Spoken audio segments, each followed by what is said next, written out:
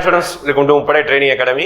இன்னைக்கு நம்ம எஸ்ஐ அல்டிமேட்டில் ஹிஸ்ட்ரியோடைய இறுதி பார்ட் அப்படின்னு சொல்லக்கூடியது. ஹிஸ்ட்ரி மீன்ஸ் ஐயனமெல்லாம் இருக்குது. இது ஏன்ஷியன் மெடிவல் ஹிஸ்ட்ரியோடைய கடைசி பார்ட்டாக தென்னிந்திய வரலாறு அப்படின்னு சொல்லிட்டு நம்ம தமிழ்நாட்டுடைய யாரெல்லாம் மூவேந்தர்களில் பிற்கால மூவேந்தர்கள் எப்படி தான் ஆண்டாங்க, பல்லவர்கள் எப்படி ஆண்டாங்கிற விஷயத்தை தான் பார்க்க போகிறோம். இன்னைக்கு நம்ம எப்பவும் போல ஒரு கொஸ்டின், ஒரு இயர் கேட்பேன், அந்த இயரை பேஸ் பண்ணி ஈவென்ட் சொல்வீங்க. அதன் அடிப்படையில் இன்னைக்கு பார்த்துக்கிட்டீங்கன்னா ஓகேவா, நிறைய இயர் சொல்லியிருக்கேன். நிறைய பேர் கமெண்ட் பண்ணுங்க. ஓகேடா, தெரியலனா கூட புக் எடுத்து பாருங்க. புக் எடுத்து பார்த்தீங்கன்னா இந்த இயர் நிறைய சம்மந்தமாக ஈவெண்ட் நிறைய இருக்கும். நான் ஒரு கேட்கக்கூடிய ஒவ்வொரு வருஷத்துக்கும் கண்டிப்பாக ஒரு 3 ஈவெண்ட்டாவது இருக்கும். அந்த மாதிரி தான் கேட்குறது. சும்மா ஒரு ஈவெண்ட்டாக தான் கிடையாது, 2-3 ஈவெண்ட்டாவது இருக்கும். சரிங்களா?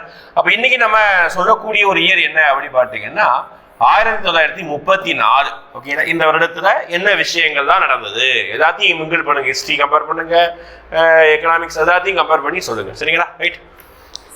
ஃபர்ஸ்ட் கொஸ்டின் பார்க்கலாமா? அப்போ இன்னைக்கு நம்ம பார்க்க போற டாபிக் எல்லாம் என்ன அப்படின்னு பார்த்தீங்கன்னா பல்லவர்கள், அடுத்து பிற்கால சோழர், பாண்டியர்கள். ஓகேங்களா? இந்த 3 டாபிக் பார்க்குறோம். சரியா? பிற்கால சோழர்கள், பாண்டியர்கள், இந்த 3 பேர் பார்க்குறோம்.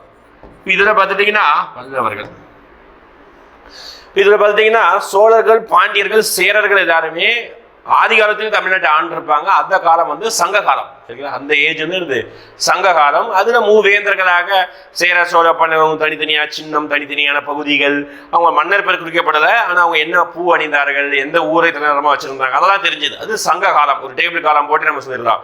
ஆனால் பிற்காலத்துல அந்த மூவேந்தர்கள் 2 பேர், சோழர்களும் பாண்டியர்களும் மீண்டும் தன்னுடைய பகுதியை தான் கைப்பற்றி மீண்டும் தன்னுடைய அரசாட்சியை நிறுவனாங்க. அதுதான் எங்க ஹைலைட். ஓகேங்களா? ஆனா சேரர்கள் அப்படி நிறுவலை. சரி சார், நம்ம பல்லவர்கள் யாரு? முற்கால பல்லவர்கள் தான் இருந்தாங்களா? முற்கால பல்லவர்கள் இருந்தாங்க, ஆனால் இதுக்கு பெரிய ஆதாரம் எதுவும் கிடைக்கல. அதனால பல்லவர்கள் அப்படிதான் சொல்றோம். இவங்களுக்கு முன்னாடி பத்திலாம் எதுவும் கிடையாது. இவங்களுடைய ஆரம்பமே பார்த்தீங்கன்னா இந்த 5ஆம் நூற்றாண்டு, ஓகே சரி 6ஆம் நூற்றாண்டு, 7ஆம் நூற்றாண்டு டைம்ல தான் இவங்களுடைய இதே ஆரம்பிக்குது. இப்போ 3 இதுலையும் யார் ஸ்டார்ட் பண்ணா அப்படின்னு மட்டும் சொல்லிடுறோம். ஓகே, ஃபர்ஸ்ட் பல்லவ வம்சத்தை தோற்றுவித்ததுன்னு கேட்பாங்க, சிம்ம விஷ்ணு.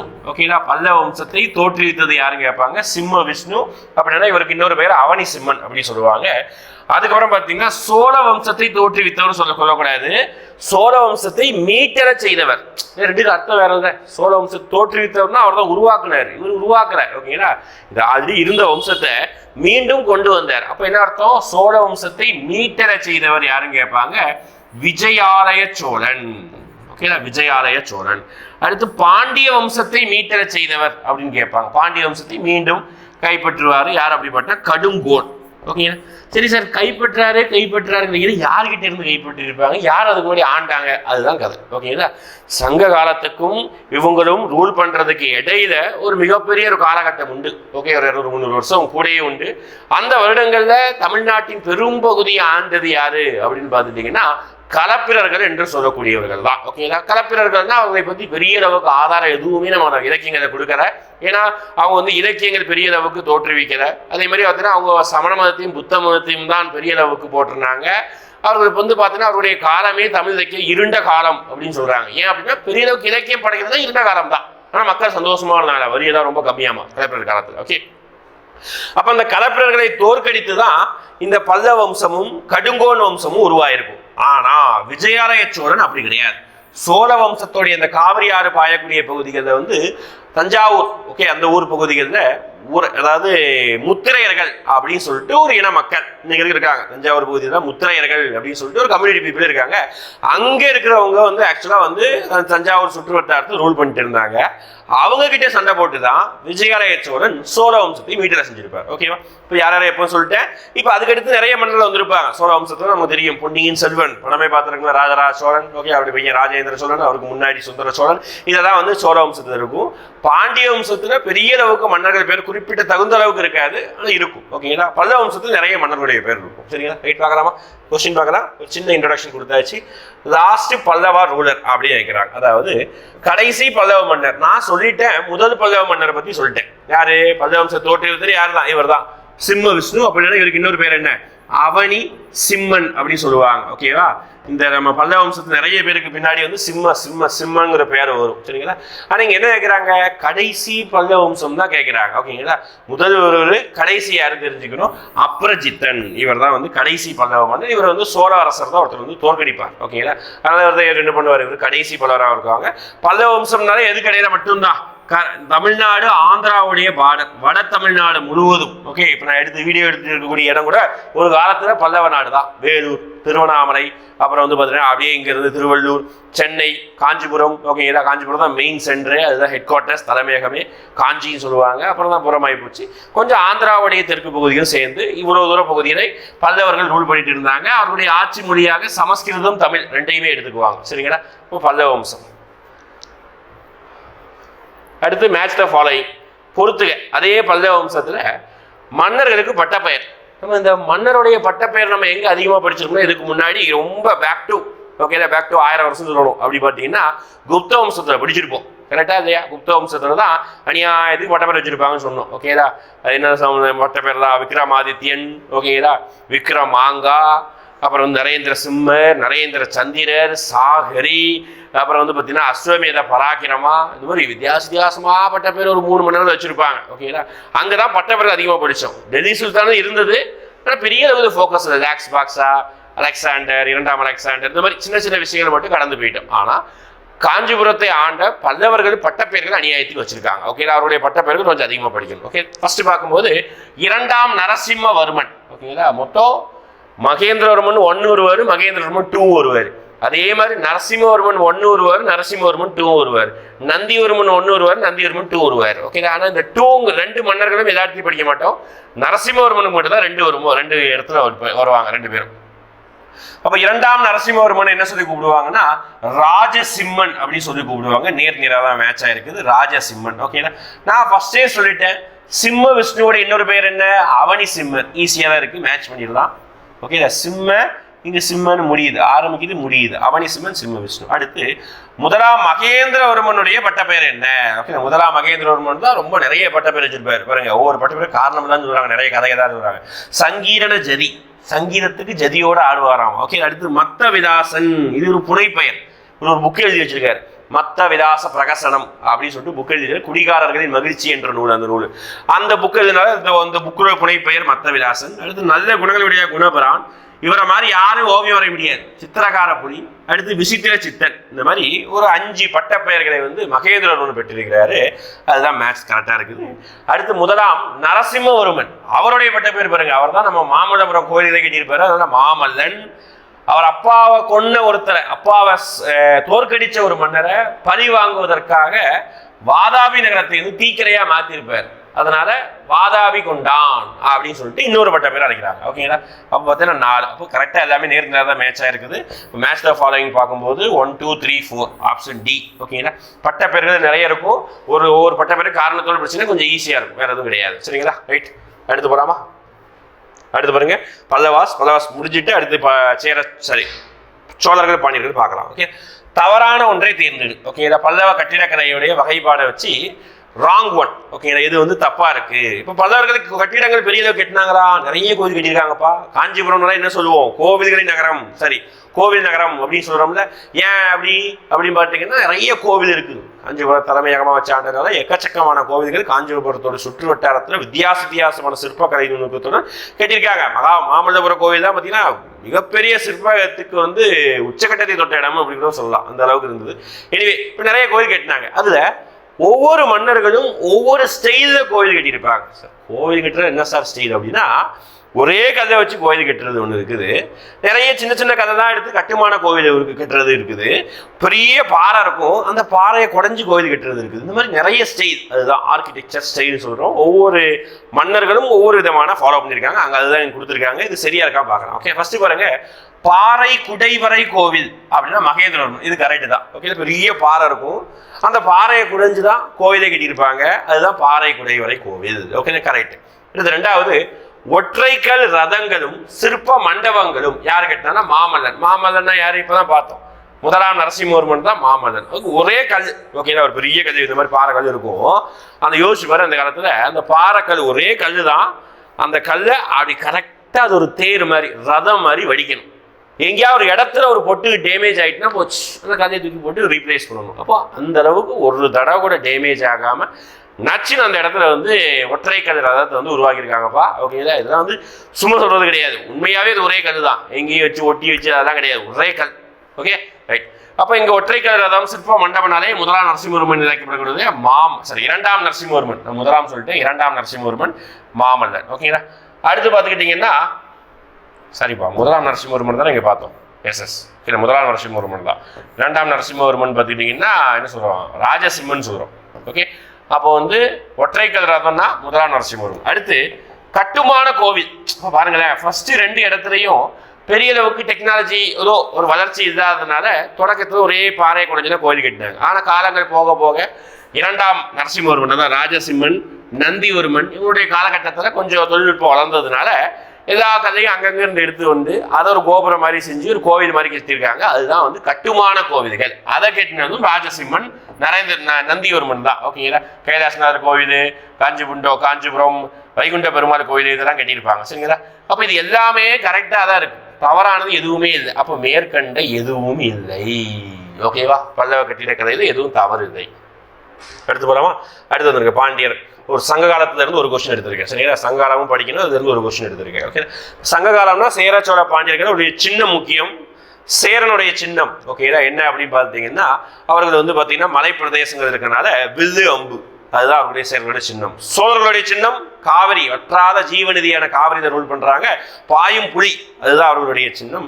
பாண்டியர்கள்னாலே என்னது அப்படி பார்த்தீங்கன்னா நிறைய மீன் பிடி தொழில் இருக்கும், இரட்டை மீன், அதுதான் அவர்களுடைய சின்னம் பாண்டியர்களுக்கு. ஓகே, அப்ப இங்க பாத்துக்கிட்டீங்கன்னா தவறான இணை, இங்கேயும் தவறான இணை தான் கேட்கிறாங்க. இது தவறா இருக்கு, பார்க்கலாமா? ஃபர்ஸ்ட் தலையாலங்கணம் நெடுஞ்செழியன் அப்படின்னு சொல்றாங்க, கரெக்ட். ஓகேங்களா? ஃபர்ஸ்ட் வரலாற்றுல சங்க காலத்துல 2 நெடுஞ்செழியன் இருப்பாங்க. ஒருத்தர் ஆரிய படை கடந்த நெடுஞ்செழியன் அப்படின்னு சொல்லுவாங்க, ஆரிய படை கடந்த நெடுஞ்செழியன் அப்படின்னு சொல்லுவாங்க. இன்னொருத்தர் வந்து இந்த தலையாலங்கணம் போர்ல வந்து நிறைய மன்னர்களை வந்து தோற்கடிச்சிருப்பார், அதனால தலையாலங்கணத்து வென்ற நெடுஞ்செழியன் அப்படின்னு சொல்லிட்டு இன்னொருத்தர் இருப்பார். ஓகே, அப்ப தலையாலங்கணம் நெடுஞ்செழியன் கரெக்ட் தான், சோழ மன்னன் தான். ஓகே, அடுத்து செதியன்கிற பட்டப்பேர் வந்தாலே சோழ மன்னன் தான். சரிங்களா? சரி பாண்டிய மன்னன்பா, பாண்டிய நெடுஞ்செழியன் சோழ மன்னன் சொல்லிட்டு செதியன்கிற பட்டப்பேர் வந்தாலே பாண்டிய மன்னன் தான். ஓகேங்களா? அடுத்து பாருங்க பட்டினப்பாலை அப்படின்னு பார்த்தீங்கன்னா உருத்திர கண்ணனார். ஓகேங்களா? பட்டினப்பாலைங்கிறது ஒரு நூல், சங்க காலத்துல 10 பாட்டுல ஒரு நூல். ஓகேங்களா? சங்க காலத்துல வந்து 11 கீழ்கணக்கு நூல்களை வந்து 11 மேற்கணக்கு நூல்களை வந்து 2ஆ பிரிச்சிருப்பாங்க. 8 தொகை 10 பாட்டு அப்படி பிரிச்சிருப்பாங்க. அதுல 10 பாட்டுல ஒரு நூல் தான் பட்டினப்பாலை உருத்திரங்கண்ணனார். ஓகே, அடுத்து கஜபாகு அப்படின்னு ஒரு மன்னர் வந்து இலங்கையை சேர்ந்த மன்னர், இதுவும் கரெக்ட் தான். ஓகேங்களா? 3மே கரெக்ட். அடுத்து திருவஞ்சிக்கலம் சோழர்களுடைய இடம் அப்படின்னு சொல்றாங்க, தவறு. ஓகேங்களா? இந்த திருவஞ்சி அப்படின்னு வந்தாலே முடிச்சிடணும். வஞ்சி என்ற ஊர் வந்து கரூரை குறிக்கக்கூடிய ஊர். அப்போ கரூர் என்ற பகுதியை தான் பார்த்தீங்கன்னா சேர மரபை சேர்ந்தது, சோழர் மரபு கிடையாது. அப்போ இதுதான் தவறா இருக்கு, 4 தான் தவறாக இருக்குது, முடிஞ்சு போச்சு. ஓகேங்களா? அப்போ சிம்பிளா தெரிஞ்சுக்கோங்க, எது தவறு தான் கேட்குறாங்க, மீத 3மே கரெக்டாக மேட்ச் ஆயிருக்கு. கொஞ்சம் சங்காலம் தெரிஞ்சுக்கணும், பாடலை இயற்றியவர்கள்லாம் தெரிஞ்சுக்கணும், தமிழில் படிச்சிருப்பீங்க, அதை வச்சு இங்கே மேனேஜ் பண்ணி போடணும். சரிங்களா? ரைட். அடுத்து வந்துருங்க, அடுத்து அகழ்வாராய்ச்சி. தமிழ்நாடு தொடர்பாக தமிழ்நாடு ஹிஸ்டரி படிக்கும்போது அகழ்வாராய்ச்சியும் படிக்கணும். அகழ்வாராய்ச்சினா என்ன? ஆதி காலத்துல சங்க காலத்துல மனிதர்கள் வந்து தமிழ்நாட்டில் வாழ்ந்திருப்பாங்க. வாழ்ந்திருக்கும் போது எந்தெந்த ஊர்லலாம் வாழ்ந்தாங்க அதெல்லாம் வந்து என்ன செய்யறாங்க, அங்கங்க அப்படி இப்படியே தோண்டி பார்த்து அங்க வந்து இருக்கக்கூடிய முதுமக்கள் தாலிகள் அப்படின்னு சொல்றாங்க. ஓகேங்களா? முதுமக்கள் தாலிகள் அப்படின்னு சொல்லிட்டு ஒரு பானை குடுவம் மாதிரி இருக்கும். ஓகேங்களா? அதுதான் முதுமக்கள் தாலிகள். இது நிறைய இடத்துல வந்து நீங்க இமேஜ் பார்த்துருப்பீங்க, ஸ்கூல் புக்லாம் படிச்சீங்கன்னா இமேஜ் பார்த்துருப்பீங்க. நேரோட நிறைய பேர் பார்த்துருப்பாங்க. ஒரு சில பேர் வீட்டில், ஃபார் எக்ஸாம்பிள் எங்கள் வீட்டில் தான் தாத்தா இருக்கும்போது விவசாயம் பண்ணும்போது தான் அந்த இது இருக்கும். ஓகேங்களா? பானை மாதிரி குடுவைன்னு சொல்லுவாங்க. ஓகேங்களா? அது ஒவ்வொரு ஊர்ல ஒவ்வொரு பெயர் சொல்லி அழைப்பாங்க. Okay right. அப்போ இங்க வந்து முதுமக்கள் தாலிகளுடன் நெல்லும் கிடைத்துள்ளது, எந்த ஊர்ல கிடைச்சிருக்கு அப்படின்னு சொல்றாங்க. முதுமக்கள் தாலிகள்னாலே ஒரே இடம் தான், கண்ணை மூடிட்டு போட்டுறதுதான் ஆதிச்சநல்லூர். ஓகேங்களா? அப்படி பார்த்தா இங்க ஆதிச்சநல்லூர் 2 இடத்துல இருக்கு, 3 இடத்துல இருக்கு. அப்ப இந்த 3 ஊர் தான் எது சார்? இங்க பக்கத்துல ஒரு ஊர் இருக்கு, அதை மேட்ச் பண்ணணும். அப்படி பார்க்கும்போது கொடுமணல் குட்டூர்ல கிடைக்காது, எந்த ஊர்ல கிடைக்கும் அப்படின்னா பொருந்தல்ல கிடைக்கும். பொருந்தல் எங்க இருக்குன்னா திண்டுக்கல்ல இருக்கு. பொருந்தல் எந்த ஊர்ல இருக்கு? திண்டுக்கல். ஆதிச்சநல்லூர் பார்த்தீங்கன்னா தூத்துக்குடியில இருக்கு. ஓகேங்களா? ஆதிச்சநல்லூர்ல ஒரு பெரிய என்ன சொல்றது, ஒரு மியூசியம் கட்டுவதற்கு, திறந்த வெளி அருங்காட்சியம் கட்டுவதற்காக மத்திய அரசு ஒப்புதல் கொடுத்திருக்கு, கட்டவும் போறாங்க. ஓகேங்களா? அதனால தூத்துக்குடி சைடுல ஆதிச்சநல்லூர் ரொம்ப ஃபேமஸ். ஓகேங்களா? ரைட்.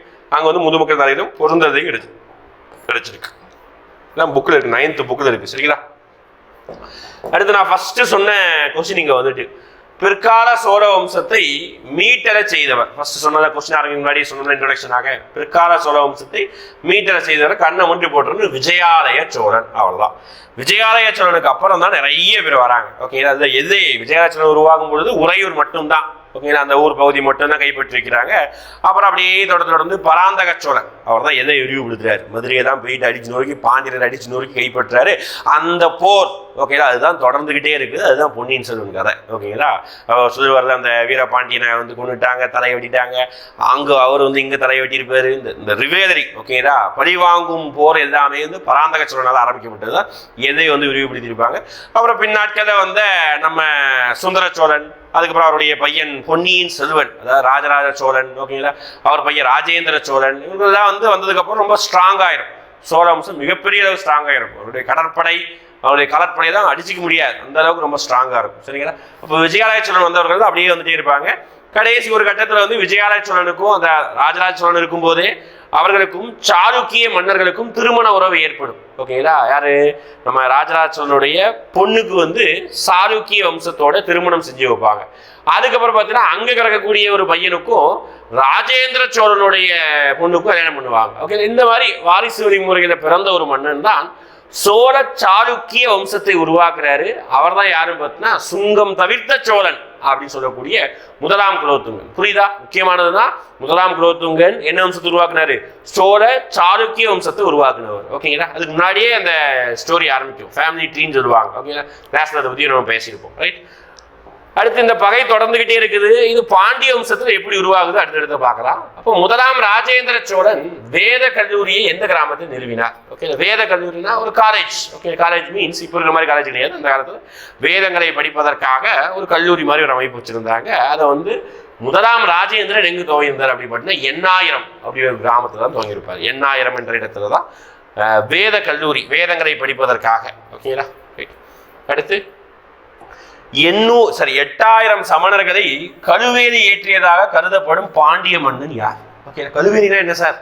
மேபி வந்து வேற ஏதாவது உயரமா இடத்துல வந்து அவங்க உட்கார வச்சிருப்பாங்களா? அப்படி கிடையாது. கழுவேலிங்கிறது வந்து அவனை கொல்வதற்காக, இந்த சமணர்களை வந்து கொல்வதற்காக ஏற்றப்படக்கூடியது தான். ஒன்றுமே உதாரணம் சொல்ல போனீங்கன்னா அதே மாதிரி இருக்காது. நிறைய கழுவேலியில் நிறைய வகைகள் இருக்கு.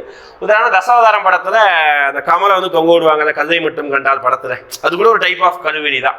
அந்த மாதிரி ஏற்றி தான் என்ன செய்வாங்கன்னா சாகடிப்பாங்க. இதுலேயே கருவேலிலே நிறைய வகைகள் இருக்கு. அதுல 8000 சமணர்களை கழுவேலி ஏற்றினார். 1 2 கிடையாதுப்பா, 8000 பேர். யோசிச்சு பாருங்க அந்த அளவுக்கு. அப்போ சமண மதத்தின் மீது அவ்வளவு கோபம் வச்சிருக்காரு. அப்படி யார் சார் இருப்பா சமண மதத்தின் மீது கோபம் அப்படின்னு பார்த்தீங்கன்னா ஆப்ஷன் பாருங்களேன், ஹரிகேசரி, மாராவர்மன், கூன் பாண்டியன், வரகுணன். ஓகேங்களா? இதுல கதை தெரிஞ்சுக்கலாம். அது தெரிஞ்சுக்கிட்டே ஈஸியா இருக்கும். ஒரு மன்னர், அதான் ஆப்ஷன் இருக்கக்கூடிய ஒரு மன்னர், அவர் ஆல்ரெடி சமண மதத்துல இருந்தாரு. சமண மதத்திலிருந்து மீண்டும் திருப்பியும், அதாவது சமண மதத்திலிருந்து என்னவா மாறி இருப்பாருன்னா சைவ மதத்துக்காக மாறி இருப்பார். ஓகேங்களா? அவருக்கு ஒரு நிறைய நோய் வரும், கூணு விழுந்திருக்கும் அந்த மன்னருக்கு. அப்புறம் உடல் முழுவதும் அரிப்பெடுத்து இருக்கும். அதை வச்சு நீங்கள் ஆன்சர் போட்டுறலாம். அரிப்பெடுத்த ஹரிகேசரி, கூண் இருந்தா கூன் பாண்டியன். அப்போ 2 பேருமே சார் அப்படின்னா 2 ஒரே பேர் தான். ஓகே, ஒரே நபர் தான், வேற வேற பேர். ஓகே, ஹரிகேசரி மாராவர்மன், இன்னொரு பேர் வந்து ஒரு கூன் பாண்டியன். கூன் இருந்திருக்கும். கூன் பாண்டியன் முடிஞ்சது போல இன்னொரு பேர் வச்சிருவாங்க. அவருக்கு வந்து நின்ற சீர் நெடுமாறன். கூன் முடிஞ்சிடுச்சு. ஓகேங்களா? இந்த மாதிரி அவருடைய உடல் நோய்களையும் கூனை குணமாக்கியவர் தான் யாரை சொல்லுவாங்க அப்படின்னா திருநாவுக்கரசர். சரி, திருஞான சம்பந்தர். சரிங்களா? அவர் திருநீர் எடுத்து கொடுப்பாரு. திருஞான சம்பந்தர் தான் இவரை வந்து மாத்துவார். அப்படி மாற்றும் போது சமண மதத்திலிருந்து என்னவா மாத்திடுவாரு? சைவத்துக்கு மாறுவார். ஓகேங்களா? அப்ப சைவத்துக்கு மாறினதுக்கு அப்புறம் ஏகப்பட்ட சமணர்களை வந்து இந்த மாதிரி கருவேலி ஏற்றி கொடுமைப்படுத்தியிருப்பார். அவர் தான் இந்த ஹரிகேசரி, மாரவர்மன் 2 பேரும். அப்போ A and B 2 பேரும் ஒரே நபர் தான்ப்பா. திருப்பி சொல்றேன், வேற வேற பேர் நினைச்சாதீங்க. ஓகேங்களா?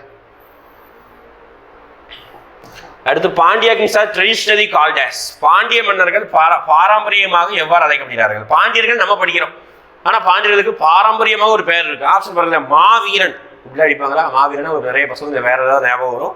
இது அது கிடையாது. அப்படி சொல்லி அழைப்பாங்க, கிடையாது. குதிரை சட்டி அப்படியா? அப்படியும் வாய்ப்பு இல்லை. மதுரை சுல்தான் அப்படின்னு சொல்லி அழைப்பாங்களா? இப்போ முஸ்லீமா இருந்தா சுல்தான் சொல்லுதான். இங்கே பாண்டியர்கள் வந்து ஹிந்து மக்கள். அப்போ கூடல் நகர காவலன். இது மேபி லாஜிக்கா இருக்குது. இதுதான் ஆன்சர். ஓகேங்களா? லாஜிக்கு அதான் ஆன்சர். இதுதான் ஆன்சர். சரிங்களா? லாஜிக்கும் கிடையாது, இதுதான் ஆன்சர். என்ன சார் கூடல் நகர்? கூடல் நகர்னாலே மதுரையின் மற்றொரு பெயர் என்ன சொல்லுவாங்கன்னா கூடல் நகர். மதுரை வந்து பார்த்தீங்கன்னா மதுரைக்கு நிறைய சிறப்பு இருக்குது. மதுரையை பற்றி பேசினா பேசியே இருக்கலாம், 4 மணி நேரம் கூட பத்தாது, அந்த அளவுக்கு பேசலாம். அப்போ மதுரையில் அவ்வளவு சிறப்பு இருக்கிறனால மதுரையுடைய ஒரு பெயருக்கு வந்து இன்னொரு பெயர், சாரி அதோட இன்னொரு பெயராக கூடல் நகர் அப்படின்னு சொல்லிட்டு ஒரு பேர் வைப்பாங்க. அந்த கூடல் நகரை பாதுகாக்கவன் தான் பாண்டிய மன்னன், அதனால கூடல் நகர காவலன் அப்படின்னு சொல்லிக்கிறாங்க. ஓகேங்களா. அடுத்து கடைசி கொஸ்டின், அதுக்கடுத்து வரக்கூடிய கொஸ்டின் அவங்களுக்கு கமெண்ட் பண்ணதுக்கு சொல்லுவேன், அது விட்டுறேன். இப்போ லாஸ்ட் கொஸ்டின் சோழர்களை பற்றி கூற்று. யுவராஜாக்கள் மாநிலங்களின் ஆளுநர்களாக பணியமர்த்தப்பட்டனர் அப்படின்னு சொல்றாங்க. Okay, the yuvarajas were appointed governors in the provinces அப்படின்னு சொல்றாங்க. ஓகேங்களா. appointed governors of province. யார் சார் யுவராஜா அப்படின்னு பார்த்தீங்கன்னா சோழ வம்சத்துல யுவராஜாங்கிறது வந்து பார்த்தீங்கன்னா மன்னருக்கு அடுத்து இருக்கக்கூடிய வாரிஸ், இளவரசர்கள் தான் யுவராஜா அப்படின்னு சொல்றாங்க. அவர் வந்து பார்த்தீங்கன்னா கண்டிப்பா மன்னர் இருக்கும்போது அடுத்து மன்னராக போறான், அவனுக்கு ஏதாவது பிராக்டிஸ் இருக்குங்கிறதுக்காக அவர் வந்து ஒரு ஆளுநராக பதவி அமர்த்த செய்வாங்க. ஓகேங்களா. காரணம் நிர்வாகத்தில் பயிற்சி பெறுவதற்காக நடவடிக்கை. நான் சொன்னது ஓகேங்களா. அடுத்து மன்னராக போறாங்க அப்போ நிர்வாகத்தை தான் தெரிஞ்சுக்கணும், அதனால நிர்வாகத்தில் பயிற்சி பெறுவதற்காக பண்றாங்க. 2 ஸ்டேட்மெண்ட் சரி, சரியான விளக்கமே. ஓகேங்களா. ஏ முடிஞ்சதா? ரைட், அவ்வளவுதான். இதுதான் வந்து சோழ பாண்டிய பல்லவர்களை பற்றி சொல்றோம். ஓகேங்களா. லாஸ்டா ஒரு கொஸ்டின், இந்த கொஸ்டின் கண்டிப்பா நீங்க கேள்விப்பட்டிருப்பீங்க, படிச்சிருப்பீங்க. நான் எக்ஸ்ட்ராவா எதுவும் இந்த பாயிண்டை பத்தி சொல்லல, இருந்தாலும் படித்தவர்கள் தெரிந்தவர்கள் சொல்லுங்க, தெரியாதவங்க கூகுளில் போய் சர்ச் பண்ணி கூட நீங்கள் சொல்லலாம். ஓகேங்களா. கமெண்ட் பண்ணுங்க என்ன ஆன்சர். அதாவது தென்னிந்திய ஓவியங்கள் குறித்து ஆய்வேட்டான தட்சிண சித்திரம் யார் ஆட்சி காலத்தில் தொகுக்கப்பட்டது. ஓகே, க்ளூ கூட கொடுத்துருந்தேன், நடத்தியிருந்தேன். நான் டைரக்டாக அதை சொல்லுறேன், இன்டைரக்டாக நான் சொல்லியிருந்தேன். ஓகேங்களா. ரைட். எனிவே லாஸ்ட்டாக ஃபைனலாக 5 கொஸ்டின் கேட்குறேன், அந்த 5 கொஸ்டின் கமெண்ட் பண்ணிருக்கேன். ஓகே, ஃபர்ஸ்ட் கொஸ்டின், யார் சோழ சாளுக்கிய வம்சத்தை உருவாக்கினார்? கமெண்ட் பண்ணுங்க ஃபர்ஸ்ட் கொஸ்டின். 2வது கொஸ்டின், பாண்டிய வம்சத்துடைய சங்க காலத்துல பாண்டிய வம்சத்துடைய சின்னமாக நான் எதை சொல்லியிருந்தேன் அதை கமெண்ட் பண்ணுங்க. 3வது கொஸ்டின், யார் பாறை குடைவரை கோவிலை கட்டுவாங்க? எந்த மன்னர் பாறை குடைவரை கோவில் கட்டிடக்கலை பாணியை கட்டுவாங்க? கமெண்ட் பண்ணுங்க. 5வது கொஸ்டின், 5 தானே? எஸ் 5 தான். 5வது கொஸ்டின் பார்த்துக்கிட்டீங்கன்னா வாதாபி கொண்டான் என்ற பட்டப்பெயர் யாருக்கு வழங்கப்படுகிறது? இந்த கொஸ்டின்ஸ் கமெண்ட் பண்ணுங்க, இந்த ஆன்சரை கமெண்ட் பண்ணுங்க. ஃபர்ஸ்ட் நான் ஒரு வருஷம் சொல்லியிருந்தேன் 1934, அந்த இயர்ல என்ன ஈவென்ட் நடந்தது அதை கமெண்ட் பண்ணிடுங்க. தேங்க்யூ. அடுத்த டாபிக் பார்த்தீங்கன்னா சொல்ல மறந்துங்க, சாரி, அடுத்த டாபிக் பார்த்துக்கிட்டிங்கன்னா ஒரு ஹிஸ்ட்ரி சீக்வன்ஸ் ஆரம்பிச்சு அப்படியே இந்த ஏன்ஷியன் மிடிவல் ஹிஸ்ட்ரி வரைக்கும் நம்ம முடிச்சிட்டோம். இதுக்கப்புறம் நம்ம வந்து ஐயனம் அப்படின்னு ஒரு இடத்துக்குள்ள வந்து போக போகிறோம். ஓகேங்களா. அப்போ அதில் வந்து பார்த்தீங்கன்னா ரொம்ப செலக்டிவான டாபிக்ஸ் தான் எடுக்கிறோம். ஓகேங்களா. அதில் வந்து அடுத்த வாரம் வரக்கூடியது வந்து 19ஆம் நூற்றாண்டின் சீர்திருத்தம் அப்படின்னு சொல்லிட்டு ஒரு ரசனை உண்டு, சமுதாய சீர்திருத்தம். அது தமிழ்நாடு இந்தியா ரெண்டையும் பார்த்து வச்சுக்கோங்க. யாருன்னா 10th புக்கில் 5ஆவது ரசனை வரும்ல, இந்த ராஜாராம் மோகன் ராய், அப்புறம் வந்து பார்த்துக்கிட்டிங்கன்னா தயானந்த சரஸ்வதி, அன்னி பெசன்ட், அவங்களுடைய வரிசை ஒன்று பார்த்துக்கோங்க. தமிழ்நாடு எடுத்துக்கிட்டிங்கன்னா பெரியார், அப்புறம் வந்து பார்த்தீங்கன்னா வைகுண்ட சுவாமிகள், அயோத்திதாசர், இந்த இயக்கத்துடைய எல்லாத்தையும் எடுத்துக்கோங்க, ராமலிங்க சுவாமிகள் எல்லாத்தையும் எடுத்துக்கோங்க. அது ஒரு 5, இதில் ஒரு 6, இதில் ஒரு 4 போட்டு ஒரு 10 கொஸ்டின் ஆகும். ஒரு கொஸ்டின் கமெண்ட் பண்ண சொல்லி அடுத்த வீடியோஸ் படிச்சு வச்சுக்கோங்க. இதெல்லாம் ஏன் சொல்றேன்னா முன்னாடியே படிச்சு வச்சுக்கோங்க. சரியா? தேங்க்யூ.